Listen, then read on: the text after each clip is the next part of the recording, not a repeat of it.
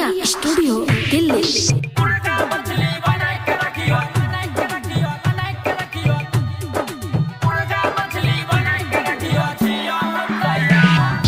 सुनो हे भैया के साली अइलै नया साल।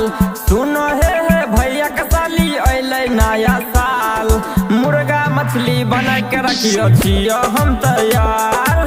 मुर्गा मछली बना के रखियो छियो हम तैयार। सुनो हे भैया के साली अइलै नया साल। सुनो हे भैया के साली अइलै नया साल। आ मुर्गा मछली बना के रखियो छियो हम तैयार।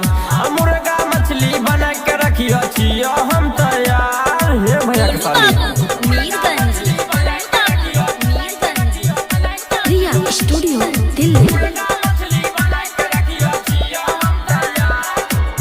किन के लैने छियै बियर दारू। बैठ के पीबै मिली जुली के सारू। किन के लैने छियै बियर दारू।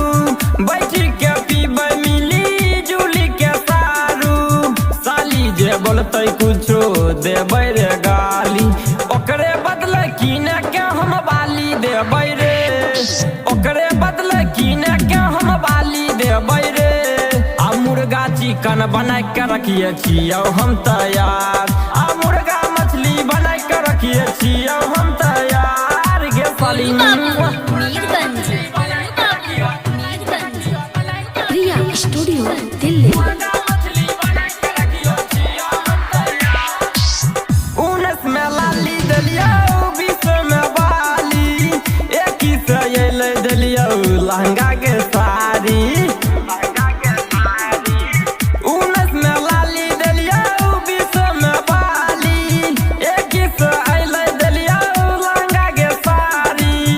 21 से अइलै देलियो लहंगा के साड़ी। संजीत प्रिंसा के बिगाड़ देली गे। भोला के अजैया के बिगाड़ देली गे। आ मुर्गा चिकन बना के रखिए छियो हम तैयार। आ